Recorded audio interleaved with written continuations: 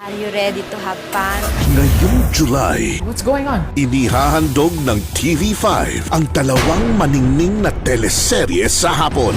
Gumawa kasi kayo ng listahan. Pira-pirasong paraiso at nag-aapoy na damdamin. Swerte-swerte ko na nga eh. Nagrereklamo pa ba ako? Ito ang kaabang-abang na pagsasanib puwersa ng TV5 at ABS-CBN Entertainment. Pinagtagpo talaga tayo. Kailan po ba yun? Ngayong July 10 sa ganap na alas 3 ng hapon, magkasunod mong mapapanood ang unang pasilip ng Pira-pirasong paraiso at nag-aapoy na damdamin. Mapapanalo natin to. Hindi mo na kailangan sabihin sa akin yan. Sisiklab ang mga damdamin dahil mabubuo na ang hapon mo. Sobrang tagal ko itong hinantay. Ito ang hapong siguradong pag-uusapan at tututukan.